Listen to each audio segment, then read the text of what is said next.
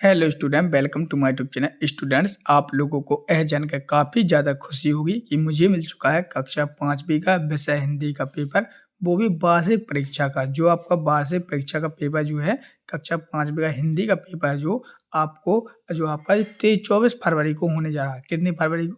24 फरवरी। आप सभी लोगों को पता होगा कक्षा 5वीं का जो हिंदी का पेपर 24 फरवरी को है, ठीक है। तो 24 फरवरी के लिए ये पेपर काफ़ी ज़्यादा महत्वपूर्ण होने वाला है, क्योंकि इसमें बेस और एक मोस्ट इम्पोर्टेंट क्वेश्चन रखे गए हैं जो आपके पेपर में काफ़ी ज़्यादा आने की संभावना रहेगी, ठीक है। तो चलिए, इस पेपर के माध्यम से आप लोगों को यह भी पता लग जाएगा कि हम पे कितना बढ़ रहा है और कितना नहीं बढ़ रहा है, ठीक है। साथ ही साथ इस वीडियो के माध्यम से आप लोग हमारे साथ तैयारी करेंगे और ताकि हम लोग आप लोगों से क्वेश्चन पूछेंगे तो आप लोग हमें बताएंगे, तो इससे भी आप लोगों को अच्छा लगेगा। चलो, हम पे इतना बन रहा है, इतना नहीं बन रहा। और जिन लोगों पर नहीं बनना है तो उनको मैं बताऊंगा, आंसर भी बताऊंगा मैं आप लोग, ठीक है। तो पूरा पेपर हल करके जाऊंगा, करके बताऊंगा, हल करके बताऊंगा, ठीक है। तो आपको घबराना बिल्कुल नहीं है, क्योंकि बहुत से लोगों को घबराहट हो रही है कि मेरा कक्षा 5वीं का पेपर है और बोर्ड परीक्षा है। तो बिल्कुल नहीं घबराओ, बिल्कुल मैं अच्छे आसान भाषा में ट्रिक और टिप्स के माध्यम से समझाऊंगा किस प्रकार से आप लोग होंगे तो अच्छे नंबर से पास हो जाओगे। तो चलिए शुरू करते हैं। तो सर्वप्रथम रहेंगे आप लोग सामने यहाँ पर समय रहेगा आपका 2.5 घंटे और पूरा रहेगा 60 का। 2.5 घंटे में आपको 60 नंबर का पेपर करना है। तो काफ़ी ज़्यादा सरल है, चलो हम करते हैं। तो देखो, सर्वप्रथम देखिए यहाँ पे बहुविकल्पी प्रश्न क्रमांक 1 से 5 तक रहेंगे, ठीक है। यहाँ पे निर्देश दिया गया है, प्रत्येक प्रश्न के 4 विकल्प दिए गए हैं। सही विकल्प चुनकर उत्तर लिखिए। प्रत्येक प्रश्न के लिए 1 अंक निर्धारित है। मतलब कि जो आपके सामने यहाँ पे जितने भी प्रश्न हैं, मतलब कि यहाँ पे जो सही विकल्प में 5 विकल्प दिए गए हैं, सही विकल्प, उनमें से आपका एक ही नंबर के हैं, जैसे कि आप लोग यहाँ पर देख भी सकते हो। चलिए, तो पहला प्रश्न का यहाँ पे, कम पानी की आवश्यकता किस फसल में होती है? अब चलिए, ऑप्शन है गेहूं, ब ऑप्शन है चना, स ऑप्शन है धान, द ऑप्शन है मूंग। अब जल्दी आप कमेंट करें कि इसका आंसर क्या होगा। तो यहाँ पे एक बच्चे ने कमेंट किया है कि सर इसका ब ऑप्शन है चना। तो बिल्कुल सही आंसर किया है इसने कि ये आपका जो कम पानी में जो फसल होती है वो चना हो जाती है, ठीक है। तो आप लोग चना पर राइट का चिन्ह लगा देंगे और आप लोग अपनी कॉपी पे लिख लेंगे। जो आपको कॉपी मिलेगी उसमें आपको लिख लेना है, ठीक। इस प्रकार से आपको करना है। दूसरा यहाँ पे लिखा था कि आकाश शब्द का पर्यायवाची शब्द क्या है? जो आकाश शब्द है उसका शब्द का पर्यायवाची क्या होगा? तो बताओ, आकाश का पर्यायवाची क्या होगा? नभ, तारे, या जलज, या बादल? बताओ क्या होगा, जल्दी बता कमेंट करके। हाँ, तो यहाँ पे एक बच्चे ने फिर कमेंट किया कि इसका आंसर नभ हो जाएगा। नभ इसका सही आंसर है, तो बिल्कुल राइट आंसर दिया। तो मुझे खुशी हो रही है कि चलो आप लोगों का बन रहा है, ठीक। तो इस प्रकार से आप लोग पूरे आंसर देते जाएं, कमेंट करके लिख के बड़ी कमेंट कर दिया करो, ठीक है। चलो, हम बढ़ते हैं प्रश्न क्रमांक 3 की ओर, तीसरे विकल्प की ओर। तो स्टूडेंट, प्रश्न क्रमांक 3 में लिखा था आप लोग सामने यहाँ पर, राजा विक्रमादित्य के दरबार की मुख्य विशेषता थी। जो राजा विक्रमादित्य थे उनके दरबार की क्या मुख्य विशेषता थी? तो उनके दरबार की क्या मुख्य विशेषता, चलिए बताइए। ऑप्शन है नवग्रह, ब है नवरत्न, सा है सप्तपुरियां, दा है वेधशाला। अब जल्दी कमेंट करें। तो इसका सही आंसर हो जाएगा आप लोग सामने ब ऑप्शन हो जाएगा, इसमें हो जाएगा नवरत्न है। नवरत्न जो आपकी उनकी यहाँ की मुख्य विशेषता थी। अगला क्वेश्चन है क्वेश्चन नंबर 4, जिसमें लिखा है रानी अवंतीबाई कहाँ की रानी थी? चलो, ऑप्शन दिया गया मंडला रानी की, मंडला जिला की, या मंडना की, सिवनी की रानी, भोपाल की रानी, रामगढ़ की। चलो, तो इसका सही आंसर हो जाएगा द ऑप्शन हो जाएगा रामगढ़ की रानी। तो देखो यहाँ पर एक नंबर लिखाना, तो एक नंबर के हैं, ठीक है। तो आपके सही होते तो आपको एक नंबर दिया जाएगा हर प्रत्येक प्रश्न का। अगला है 5वां, सैनिकों की सबसे अधिक संख्या होती है? तो किसी होती है नौसेना की, वायुसेना की, थल सेना की, इनमें से कोई नहीं। चलो, कमेंट करने ली। हाँ, तो बहुत से बच्चों ने यहाँ पर थल सेना किया है, तो बिल्कुल सही आंसर है कि जो थल सेना है उसकी ये बहुत ज़्यादा हो जाती है क्या संख्या। तो इस प्रकार से स्टूडेंट प्रश्न क्रमांक 1 से प्रश्न क्रमांक 5 तक आपके सही विकल्प पूरे कंप्लीट हुए, यानी 5 नंबर के पूरे कंप्लीट हो गए। आपको 5 नंबर मिल सकते हैं सही में सही होने पर। चलिए, हम करते क्या है, रिक्त स्थानों की पूर्ति। तो यहाँ पर जो रिक्त स्थान दिए गए हैं, तो ये भी आप लोग सामने यहाँ पे 1 नंबर में है, यानी 5 रिक्त स्थान दिए गए हैं, तो 5 नंबर के रिक्त स्थान भी दिए गए हैं। तो चलिए, हम रिक्त स्थानों की पूर्ति कहते हैं। तो ये प्रश्न 6 से 10 तक दिए गए हैं, ठीक है। तो चलिए, तो पहला प्रश्न देख लेते हैं। पहला प्रश्न लिखा है, पातालकोट के चारों ओर खालिस्तान की ऊंची पहाड़ियां हैं। जो पातालकोट के चारों ओर किसकी, मतलब कि ऊंची पहाड़ियां हैं। तो चलिए, इसका आंसर आप लोग जल्दी से कमेंट करें, जिन लोगों को पता है, और जिन लोगों को नहीं पता तो उनको मैं आंसर बताता हूँ। चलिए जल्दी कमेंट करें। तो चलिए, इसका आंसर देखते हैं। तो इसका आंसर देखने से पहले मैं यहाँ पे एक खुशखबरी दे दूं। कक्षा 5वीं वाले जितने भी स्टूडेंट्स इस वीडियो को यहाँ तक देखें बेटा, सभी लोग चैनल को सब्सक्राइब कर लें। जिन लोगों ने नहीं किया, चैनल को सब्सक्राइब कर लो जल्दी। हाँ, तो बहुत से लोगों ने कर लिया है। हाँ, बहुत बढ़िया, धन्यवाद। तो सब्सक्राइब करने से यही फायदा होगा आप लोगों को कि जिस प्रकार से मैं आप लोग सामने यहाँ पे हिंदी का पेपर बता रहा हूँ, इसी प्रकार से आपका फिर नेक्स्ट पेपर होगा, हो सकता है पर्यावरण का हो, जिस भी विषय का हो, आप लोग कमेंट वो भी बता देना मुझे। ठीक है। तो जो आपके अभी हिंदी का पेपर हो रहा, फिर आपका पर्यावरण का होगा, गणित का होगा, इंग्लिश का होगा। इन प्रकार से पूर्ण पेपर होंगे कि नहीं होंगे? हाँ। तो इन सभी पेपर 4 पेपर आपके जैसे हिंदी हो जाएगा, बाकी 3 पेपर रह जाएंगे, तो 3 पेपर को भी इसी प्रकार से पेपर लाऊंगा मैं। ठीक, वेरी मोस्ट इम्पोर्टेंट, वो आप लोग के सामने यहाँ पर करवाऊंगा, तो आप लोग उन पेपर में भी अच्छे नंबर प्राप्त कर सकते हैं। ठीक, तो चैनल को सब्सक्राइब कर लिया, धन्यवाद। चलो अब इसका आंसर बताता हूँ मैं। तो यहाँ पर हो जाएगा आप लोग सामने हमें सतपुड़ा की, यहाँ पर लोग आपको सतपुड़ा पर्वत, क्या लोगे? सतपुड़ा पर्वत लिखना है इस प्रकार से। सतपुड़ा पर्वत की ऊंची पहाड़ियां हैं। वो यहाँ पर प्रश्न का साथ लगा, मेरा नया बचपन की लेखिका कौन है? तो बताओ कौन है? तो सभी को पता है, सुभद्रा कुमारी चौहान। तो इस पर लिखना आपको सुभद्रा सुभद्रा कुमारी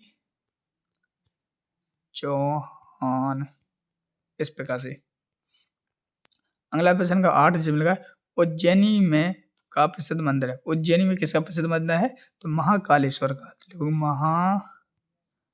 महाकालेश्वर, बस इसमें महाकालेश्वर लिख देना है। अगला 9वां जिसमें लगा, डॉक्टर कलाम के संवैधानिक पद पर रहे। डॉक्टर कलाम किसके संवैधानिक पद पर रहे? तो आपको लिखना किसके? राष्ट्रपति, राष्ट्रपति की पद पर रहे। अगला प्रश्न 10वां जिसमें लगा है, राजा भाव महाकाल के रहने वाले थे। जो राजा भाव महाकाल थे वो कहाँ के रहने वाले थे? तो वो रहने वाले थे कहाँ के? उज्जैन के। तो इसमें आप लोग लिखेंगे उज्जैन, इस प्रकार। तो इस प्रकार से आप लोग सामने यहाँ पर रिक्त स्थान पूरी तरह से कंप्लीट हो गए हैं। आप लोग करेंगे प्रश्न उत्तर। तो सबसे हम लोग करेंगे अति लघु उत्तरीय प्रश्न। तो अति लघु उत्तरीय प्रश्न जो आपके हैं प्रश्न नंबर 11 से 16 तक दिए गए हैं, और ये 2 नंबर के हैं, पूरे 2 नंबर के हैं, वो काफी ज्यादा सरल हैं। ठीक है, तो जैसे पहले प्रश्न लिखा यहाँ पर, हमारा प्रश्न 11, हमारे राष्ट्रीय ध्वज को तिरंगा क्यों कहते हैं? ठीक है, तो एक आपका 2 नंबर का प्रश्न हो जाएगा। ठीक, तो इसी प्रकार से आपके यहाँ पर 16 तक कैसे 2 नंबर के हैं। ठीक है, यहाँ से लग जाते हैं आपके लघु उत्तरीय प्रश्न। लघु उत्तरीय प्रश्न जो है आपके 3 नंबर के, 3 नंबर के। ठीक है, जैसे यहाँ पर पूछा गया है, देश हमें देता है सब कुछ, मैं कभी का सब कुछ से क्या अच्छा है? तो ये 3 नंबर में। अब इन सभी का आंसर अपन ढूंढेंगे, मतलब कि आप लोगों को सामने में आंसर बताऊंगा, आप लोग भगना नहीं है, पूरा ही देख के जाना। साथ ही आप लोग अब देखो निबंध देखो किस पे आया है। ठीक है, और देखो फिर आप लोग सामने आएंगे, यहाँ पर 5 नंबर के लग जाते हैं। कहाँ से? दीर्घ उत्तरीय प्रश्न लग जाए 5 नंबर के, जिसमें आप लोग सामने यहाँ पे गद्यांश है, गद्यांश के यहाँ पर उत्तर लिखना में।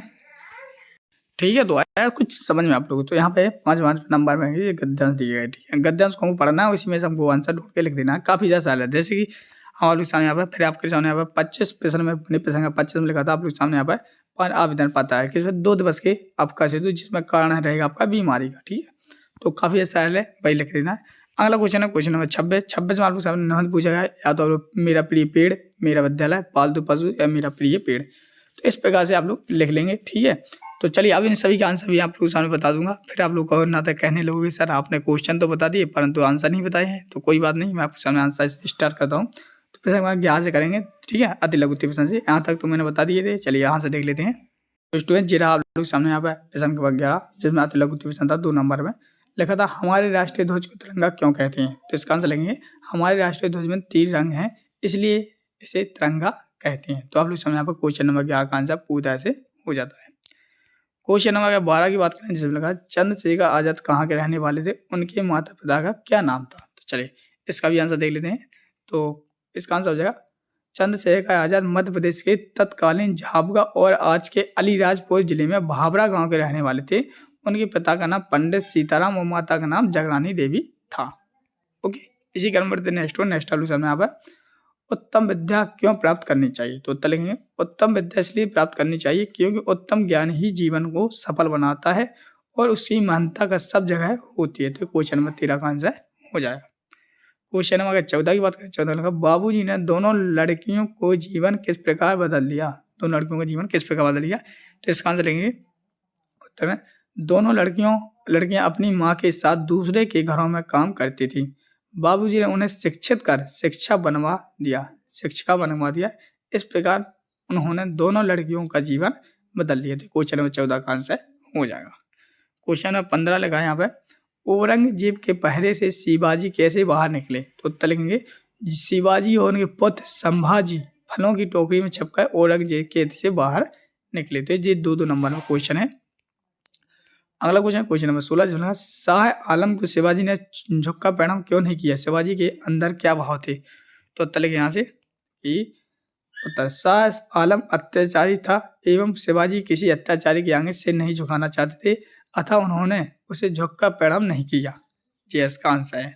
ठीक, यहाँ तक आपके 2 नंबर के थे। अब यहाँ से लग जाते हैं आपके 3-3 नंबर, क्योंकि यहाँ पर लघु उत्तर प्रश्न है। जैसे प्रश्न पूछा गया 17वां, देश हमें देता है सब कुछ, मैं कवि का सब कुछ से क्या आशय है? लिखिए। तो इसका उत्तर यहाँ से लिखेंगे कि देश हमें देता सब कुछ, मैं सब कुछ से कवि का आशय है जीवन यापन है, कि उन सभी वस्तुओं से है जो देश हमें देता। अतः हर आवश्यक वस्तु जो हमारे जीवन यापन के लिए जरूरी है, हमें देश के द्वारा प्राप्त होती है। तो इसको पेगा क्वेश्चन नंबर 17 का आंसर हो जाएगा।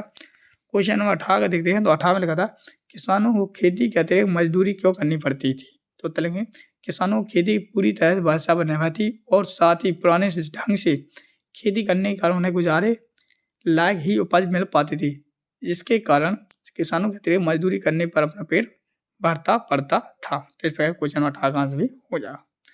क्वेश्चन नंबर 19 में लिखा है, स्वामी रामतीर्थ के लिए फल कौन लेकर आया था? उसने फलों का क्या मूल्य मांगा? तो उत्तर लिखेंगे, स्वामी रामतीर्थ के लिए जापान देश का एक निवासी फल लेकर आया था। जब स्वामी जी उसे उन फलों का मूल्य देने लगे तो उसने कहा कि इन फलों का मूल्य यही है कि आप अपने देश में जाकर किसी से यह ना कहिएगा कि जापान में अच्छे फल नहीं मिलते। ओके, इसी क्रम में नेक्स्ट क्वेश्चन नंबर 20, जिसमें आप लोग सामने पूछा गया था कि वायुसेना की काल लिखना है। तो 3 काल लिखेंगे, 3 नंबर में है। पहला लिखे हम लोग, दुर्गम स्थानों में युद्ध कर रहे थल सैनिकों की रसद व अन्य सहायता पाहु सेना पहुंचाती है। दूसरे लोग घायलों को अस्पताल ले जाती है। तीसरे लोग संकट में घिरे नागरिकों को सुरक्षित स्थान तक पहुंचाने का कार्य वायुसेना करती है। अगला क्वेश्चन नंबर 21, जिसमें लगा है, अभिमन्यु की तरह आप कौन सी समस्या को हल करने में रुचि रखते हैं? लिखिए।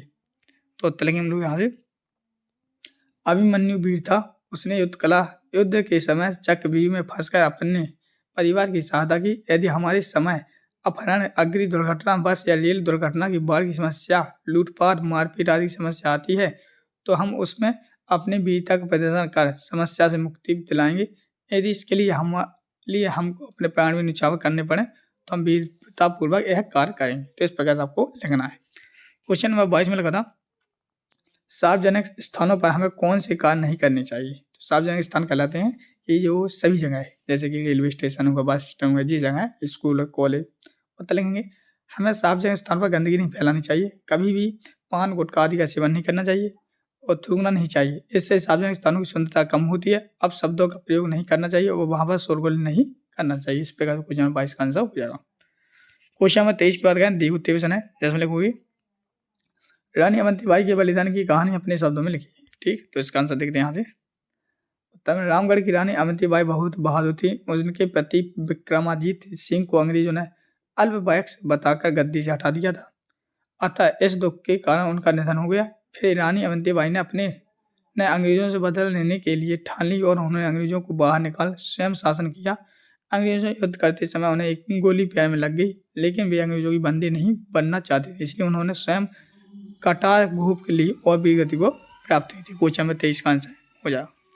क्वेश्चन में 24 में लिखा था, आप लोग सामने यहाँ पर निम्नलिखित गद्यांश को पढ़ना, नीचे लिखे प्रश्नों को उत्तर दिए। तो एक गद्यांश है जिसको हमें पढ़ना है, इसके नीचे कुछ क्वेश्चन है, उनके आंसर देना है। तो पहले आप लोग पढ़ें, बच्चे अपने माता पिता के साथ मेला देखने जा रहे थे। ठीक है, इसको आप लोग वीडियो को रुक कर पढ़ लें। चलिए इसके आंसर देखते हैं। इसका आंसर था कि इस गद्यांश का शीर्षक क्या है? तो इसका गद्यांश शीर्षक था मेला, क्योंकि मेला से संबंधित था। खा में लगा, मेले में कौन कौन सी दुकानें सजी थी? उत्तर लिखेंगे, मेले में खिलौने, मिठाइयों, फलों, चाट, पकौड़ी एवं कपड़े वाली दुकानें सजी थी।